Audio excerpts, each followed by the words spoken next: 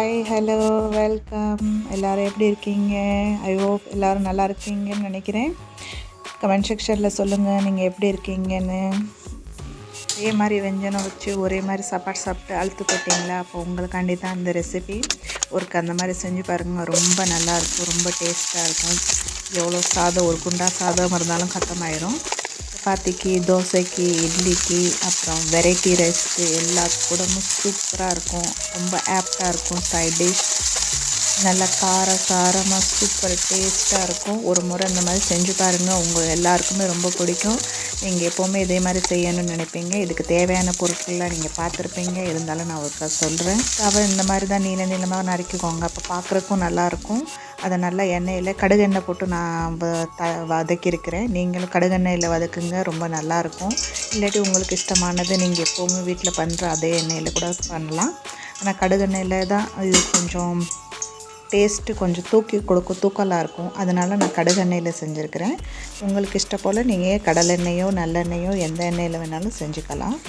வெண்டைக்காவை நல்லா வதக்கி எடுத்ததுக்கப்புறம் அதே சட்டியில் நான் மரம்பு தாளிக்க தேவையான எண்ணெயை ஊற்றி, எண்ணெய் சூடானோன்னு ஒரு ஸ்பூன் ஜீரகமும் ஒரு ஸ்பூன் வெந்தயத்தையும் போட்டிருக்கேன். வெந்தயமும் ஜீரகமும் பொரியட்டும். வெந்தய ஜீரகம் பொரிஞ்சதுக்கப்புறம் நம்ம அதில் ஜீரகம் சேர்த்துக்கலாம். ஜீரகமும் அது கூட சேர்த்து நல்லா பொரிய விடுங்க. ஜீரகமும் நல்லா பொரியட்டும். கொஞ்சம் கரண்டியை வச்சு நான் கிண்டிக்கிறேன். இடத்துல இருந்துச்சுன்னா கொஞ்சம் தீஞ்சு போயிடும், அதனால லைட்டாக கரண்டியை வச்சு கிண்டிக்கிறேன் நான்.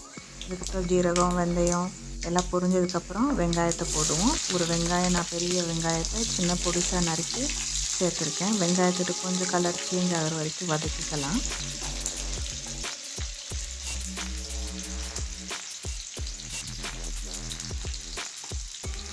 ஒரு இதை செஞ்சு பாருங்கள், குழந்தைங்கள்லேருந்து பெரியவங்க எல்லாருக்குமே ரொம்ப பிடிக்கும். பாருங்கள், வெங்காயம் வதங்கிடுச்சு, லைட்டாக கலர் சேஞ்ச் ஆகிடுச்சு. ஸ்டேஜில் இஞ்சி பூண்டு பேஸ்ட்டு சேர்த்துக்கிறேன், ஒரு ஸ்பூனு. ரெடிமேட் இஞ்சி பூண்டு பேஸ்ட்டு தான், உங்கள்கிட்ட ஃப்ரெஷ்ஷாக இருந்தால் நீங்கள் அதையும் சேர்த்துக்கலாம். இஞ்சி பூண்டு பேஸ்ட்டு பச்சை வாடை போகிற வரைக்கும் வதக்கிக்கோங்க.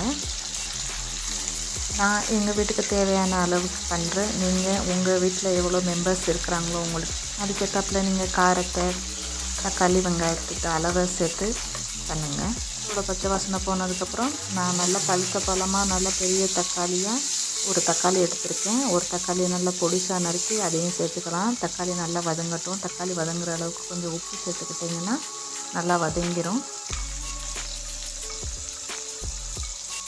நல்லா வதக்குங்க தக்காளியை. அது நல்லா மசிஞ்சு வர வரைக்கும் வதக்குங்க. பாருங்கள், நான் உப்பு சேர்த்துருக்கேன் கொஞ்சோண்டு, அது வதங்குற அளவுக்கு நல்லா சேர்த்து நல்லா வதக்கி விடுங்க.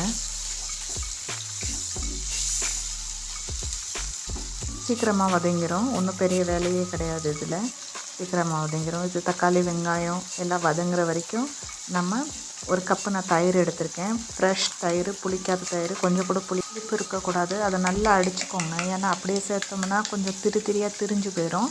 அதனால் நல்லா கிண்டிக்கோங்க. நான் பாருங்கள், ஒரு ஸ்பூனை வச்சு நல்லா அடிக்கிறேன் பாருங்கள். அங்கிட்டு நம்மட்டு தக்காளி, வெங்காயம் வதங்கிக்கிட்டு இருக்கு. நல்லா பாருங்கள், அடித்து எடுத்துகிட்டு நான் தயிர், அதில் அந்த தயிருக்குள்ளே எல்லா மசாலையும் சேர்க்குறேன். கரம் மசாலா ஒரு ஸ்பூனு, மஞ்சள் பொடி 1/4 ஸ்பூனு, தனியா பவுட்ரு 2 ஸ்பூனு, அப்புறம் மிளகாத்தூள் 1 ஸ்பூனு போட்டு அதையும் நல்லா இந்த தயிரோடு சேர்த்து நல்லா கிண்டிக்கோங்க. பொறுமையாக நல்லா கிண்டுங்க. எவ்வளோக்கு எவ்வளோ கிண்டுறீங்களோ அவ்வளோக்கு நல்லாயிருக்கும். நல்லா கிரேவி சூப்பராக இருக்கும்.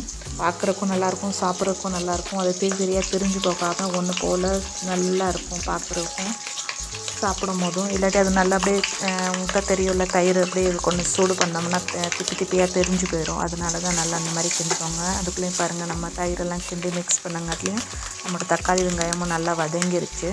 இப்போ அந்த தயிரையும் அந்த மசாலாவையும் அதுக்குள்ளே சேர்த்துருவோம். அது வரைக்கும் நம்ம கேஸ் பந்த் பண்ணிடுவோம். தயிர் சேர்க்குறதுனால ஃபஸ்ட்டு கேஸை பந்த் பண்ணிவிட்டு அதுக்கப்புறம் அந்த தயிர் மசாலாவை சேர்ப்போம். நான் இப்போ பாருங்கள், சிம்லேருந்து பந்த் பண்ணிட்டேன். பந்த் பண்ணி அந்த தயிரையும் அந்த மசாலையும் அதுக்குள்ளே சேர்த்து இப்போ அதையும் ஒரு நிமிஷத்துக்கு கிண்டுவோம். நல்லா அந்த எல்லாமே தக்காளி, வெங்காயத்து கூட அந்த தயிர் மசாலா எல்லாம் நல்லா கொஞ்சம் கிண்டுங்க, கை விடாமல் கிளறுங்க. அப்போ தான் நல்லாயிருக்கும், மசாலா தெரியாமல் சூப்பராக இருக்கும். இந்த மாதிரி கிண்டிக்கோங்க. அதுக்கப்புறம் எல்லாம் ஒன்று போல் சேர்ந்து கிண்டினதுக்கப்புறம் அடுப்பு பற்ற வச்சுக்கோங்க. அடுப்பையும் சிம்மில் இருந்து மீடியம் ஃப்ளேம் வரைக்கும் வச்சு நீங்கள் கிண்டலாம். அப்போ பந்த் தான் வச்சுருக்கிறேன் பாருங்கள். அடுப்பு பந்த் பண்ணி வச்சுருக்கிறேன். அப்புறமா அடுப்பு பற்ற வைப்பேன் நான். இப்போ கிண்டிக்கிட்டேன். இப்போ அடுப்பு பற்ற வச்சுக்கிறேன் பாருங்கள். இதே மாதிரி நீங்கள் அடுப்பு பந்த் பண்ணிவிட்டு தான் அந்த தயிரை சேர்க்கணும். அப்போ தான் நல்லாயிருக்கும்.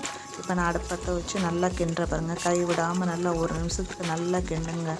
அதை கிண்டி நல்ல மசாலாலாம் ஒன்று சேர்ந்து பச்சை வாடெல்லாம் போய் அந்த மசாலாலேருந்து அதுலேருந்து எண்ணெய் நல்லா தெரிஞ்சு வந்து அந்த கலரெல்லாம் சேஞ்ச் ஆகும் பாருங்கள். நீங்கள் நல்லா பாருங்கள். அப்படி கொஞ்சம் கொஞ்சம் அது வதங்கி நல்ல கலர் சேஞ்ச் ஆகிக்கிட்டு லைட்டாக எண்ணெய் பிரிஞ்சு வருது பாருங்கள். எண்ணெயெல்லாம் சைடில் விட ஆரம்பிச்சிருக்கு. நல்லா மசாலா கலர்லாம் சேஞ்ச் ஆகி சூப்பராக வீடு ஃபுல்லாக கமகமன்னு நல்லா மணக்கும். அப்படி இது வதக்கிட்டு இருக்கும்போது ஃபுல் வீட்லேயும் நல்லா சூப்பராக மணம் வந்துடும் பாருங்கள். எண்ணெய்லாம் தெரிஞ்சு பாருங்கள். மசாலா நல்லா வதங்கிடுச்சு நமக்கு. இந்த ஸ்டேஜில் நம்ம வதக்கி வச்ச வெண்டைக்காவையும் சேர்த்துக்கலாம். வெண்டைக்காவையும் சேர்த்து நல்லா ஒரு நிமிஷத்துக்கு அந்த வெண்டைக்காக்கில் அந்த மசாலாலாம் இறங்குற அளவுக்கு கொஞ்சம் நல்லா கிண்டுங்க. அந்த மசாலாலாம் நல்லா சாறுற அளவுக்கு நல்லா வதக்கி விட்டுக்கிட்டே இருக்கலாம். கொஞ்சம் ஒரு நிமிஷம் தான் லைட்டாக அந்த மசாலாலாம் கலந்து அந்த வெண்டைக்காயில் பிடிக்கிற அளவுக்கு லைட்டாக கிண்டுங்க. அதுக்கப்புறம் உங்களுக்கு எவ்வளோ தண்ணி தேவையோ, உங்களுக்கு கிரேவி எந்த மாதிரி வேணுமோ, தண்ணியாக வேணுமா இல்லை கொஞ்சம் நல்லா கட்டியாக திக்காக வேணும்னா அந்த அளவுக்கு நீங்கள் தண்ணியை ஊற்றுங்க. எனக்கு இந்த அளவுக்கு இருந்தால் போதும். உங்கள் டேஸ்ட்டுக்கும் உங்கள் கன்சிஸ்டன்சிக்கு ஏற்றாப்புல நீங்கள் தண்ணியாக சேர்த்துக்கோங்க. கிரேவி எப்படி வேணுமோ அந்த மாதிரி தண்ணி சேர்த்துக்கிட்டு அதை நல்லா கிண்டி விட்டு மூடி போட்டு ஒரு 5 நிமிஷத்துக்கு வேக வச்சிடலாம். ஏன்னா நம்ம ஏற்கனவே வெண்டைக்காவை வதக்கிட்டோம். அதனால் சீக்கிரமாக வெந்துடும் வெண்டைக்காய். காலி அதுலேருந்து அது உப்பு புளியெல்லாம் சாரணும். அதனால தான் கொஞ்சம் லைட்டாக தண்ணியை ஊற்றி வேக வைக்கிறோம். மூடி போட்டு கொஞ்சம் நல்லா வேக வச்சிங்கன்னா 5 நிமிஷத்தில் வெந்துடும். இடையில 2 தடவை மூடி திறந்து அப்பப்போ கிளறி விடுங்க. ஒரு டோட்டலாகவே 10-15 நிமிஷத்தில் இந்த வெஞ்சனம் ஆயிரும்.